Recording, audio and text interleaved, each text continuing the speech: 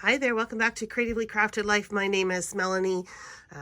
Another organization video here. This time we're going to start, well, I guess we already started tackling some of the ephemera, but I think I need to kind of clean up the system I do have in place before I can tackle more themed bins. So I have here what I call my die cut sticker binders. This is modeled after Janet Madison from RTS. And basically I have non-thematic, I guess you could call it, leftover bits and whatever, all by color. So that's what we've got up to here. And then I start some of my themes. So I've got like spring, summer, fall, and then this is Christmas. I just upgraded it to a 2-inch binder. I don't love that it sticks out off the edge of the shelf, but it is what it is. So I do need to label that. And then I've got some of the other themes. I've got like a floral theme and special occasions. This is Felicity Jane. I have, I think, everyday collections in this one. This has got some other odds and ends. This is travel. I think this is everyday. This is vintage. And then I think this is all Tim Holtz stuff. And this is wood veneer. So as you can tell, I've got a bit of hodgepodge of stuff going on. Plus I had all those ephemera and stuff that I had pulled out of collections when I was doing my paper purge.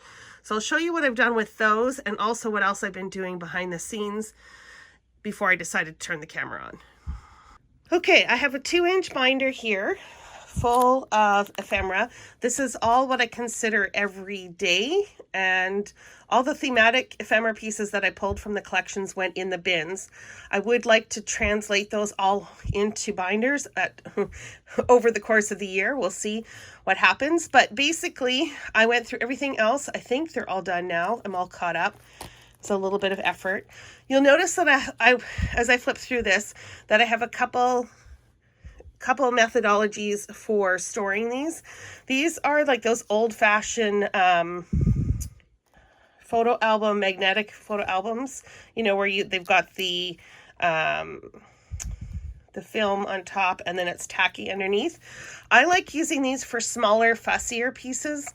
My preferred method though is to use, let me just see if I've got one here,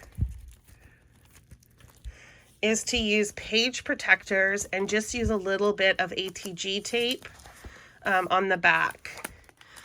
For smaller pieces, it's a little bit fussier, but what I love about this is that these just peel up super easy and quick. I don't have to deal with a plastic covering. They stick really well, and I'm pretty pleased with that. But yeah, for those fussier pieces, you know, or if I'm just feeling a little bit lazy, this is faster. But in the long term, it'll take more effort to take it out, if you get what I mean. I also decided on a labeling system. So I'm going to have to fix this on everything that's already processed where I can.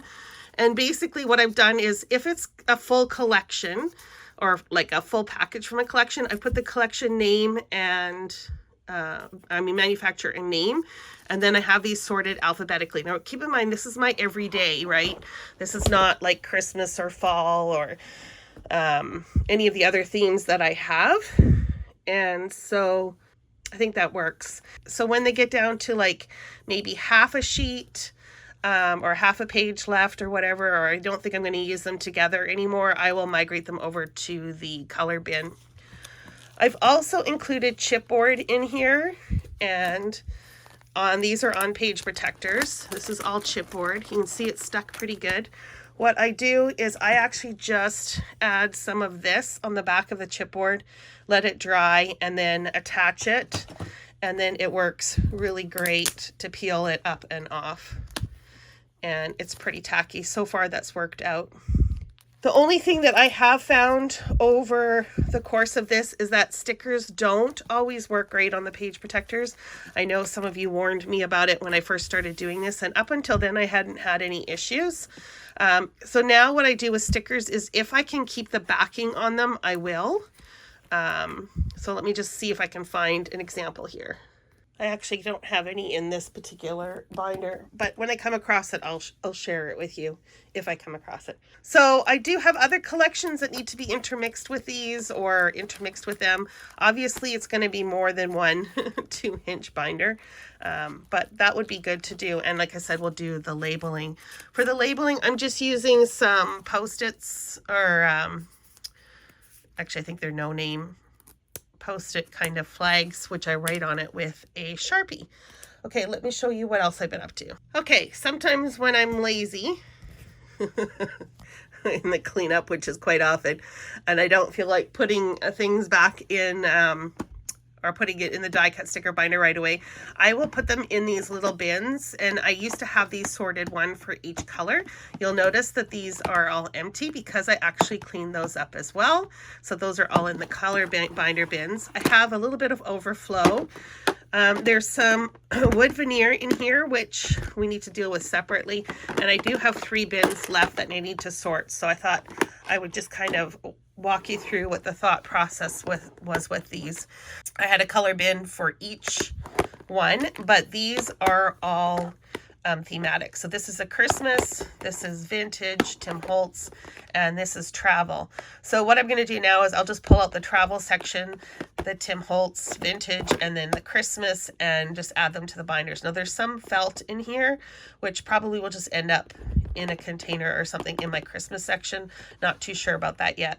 As I was going through this, there were a number of items that I either knew I was never going to use or didn't feel like dealing with. And so I have 2 packages here of stuff that's going to be decluttered.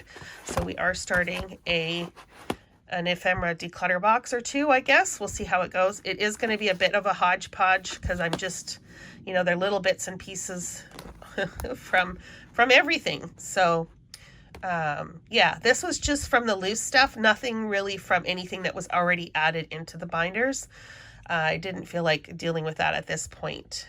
Maybe we'll do that at another time if you guys find that interesting, flipping through all my binders with me and having me pull out stuff that I don't think I'm going to use. So what's next? So I think what I'm going to do is I'm just going to go through the color binders and do a preliminary cleanup of them and reshuffle things around, and I'll share with you some of the things that I encounter along the way so you can see what I'm dealing with. Okay, because I had those travel embellishments to start with, I pulled my embellishment binder and I added those to a page. Now, I had recently shown you guys this binder when I did my first declutter, but I went ahead and made some changes. And basically, I went ahead and did the tabs like I did in the other one as best I could. Now, keep in mind that a lot of these were done before I had this methodology in mind. And previously, my methodology was to just, you know, fill out the pages. So for instance, some of the pages on the back side had another collection and then continued. So it was kind of hard to separate them. But I did the best that I could with this minimal amount of resituating. This is an example of one where the stickers, I just added the sticker sheet right into the page on top of the page protector. And again, that's just because some of the stickers, I've had issues with them on the page protectors. I know I had told you guys previously that I wasn't having any issues, but it does seem that all stickers are not equal. And I knew that for the thin ones, but there's some other ones, I guess, that are just super tacky that I was having problems lifting from here. So that's how I'm doing stickers from now on. So unless they're like puffy stickers or something like that, I will take some of the stick off of them before I add them on. But generally speaking, I think I'm going to try and leave them on the backing. So here's that page that I did up that was in that small container. So this is kind of what signifies the loose bits. So these are odds and ends, and then we start into the collections. And I had previously had these sorted out by what I call under my travel sub-themes, like generic travel, outdoors, and tropical. I've changed my mind on that, and now everything is just by manufacturer alphabetically. And that way it's just very easy to find, you know, where Echo Park is, where Jen Hadfield is, where Pink Fresh is. And I did have to, like I say, redo a couple sheets just to kind of get them to align, but it wasn't too bad. There are some sheets that will have, let me see if I can find one, that will still have some odds and ends on the back of them, like this one here is an example. This is in the middle of Simple Stories, and this was not a Simple Stories collection, but it is filled, and I'm okay with that. It is what it is. I'm not going to redo everything. So I just redid the ones enough that I had, if I had them by collection, that I could split them. Hope that makes sense. So I think this binder is completely reorganized, which I'm thrilled about. It is very full. So I think what I might do is I might pull out the odds and ends and move that to a smaller binder, because I have a few extras of those because I swapped out a bunch for the big one. Yeah, and then we'll be on our way from that. So now I think I'm going to move on to the Tim Holtz stuff. Okay, let's talk Tim Holtz, or really technically the category is art journaling, because that's what I use the majority of his product for. So I had everything in one binder, but it was overflowing, so I have split some stuff into some subcategories. I have not bothered to go in and do the labels like I did for the travel, just because it's mostly Tim Holtz with a few other products thrown in here. So this first part here of this book is all just kind of generic vintage kind of stuff that I would use for art journaling. I have a separate binder for vintage that I would use for scrapbooking. Certain things just lend themselves to different methods, right? And then I have a bunch of Tim Holtz's panels here. So I keep those just in here as well, just because they're different than my regular cardstock. I have some envelopes that I would use for like a junk journal. I've got his Christmas stuff if I ever want to do a Christmas journal. And then at the end, I have a couple other 8x8 paper pads that I would use to make journals, I've decided. So that's this binder. This one here, I'm calling it the People Binder. So this is where his lost relatives will live, as well as things like this where I've got some vintage looking stickers or vintage inspired stickers. And yeah, so that's what's in here. And then the third binder is the florals. Now, are there florals in that big black binder? Yeah, there are.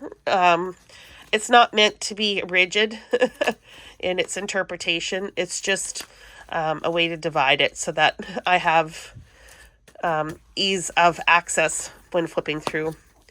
And I know that all three of these binders are art journal inspired. Okay, so I'm going to consider these ones kind of tuned up, and let's move on to another one. Okay, I'm working through my seasons. So spring, summer, fall, and then we're going to deal with winter and Christmas next. But I found this very interesting. So I have a binder here. I've got what I call calendar at the front.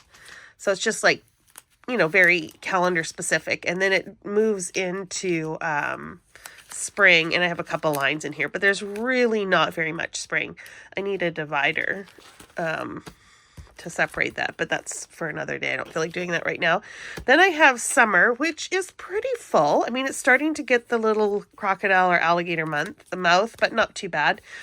This one was harder to separate some of these. Like, I know this was a line, but I just didn't feel like redoing it. So the ones that are obviously collections that I could separate from, I did do the tabs across the top. But yeah, it's not a make work project. I'll adjust some, but not all. Anyways, and then fall has even more. And Christmas has even more. So it's very interesting how disproportionate my supplies are. Spring is the least, summer's about the middle, and then fall and Christmas are, well, Christmas is by far the biggest. Christmas, winter, and fall is surprisingly full. I think I've been talking about possibly moving, and I think maybe I need to move to a place where they have fall. We don't really have fall here in California.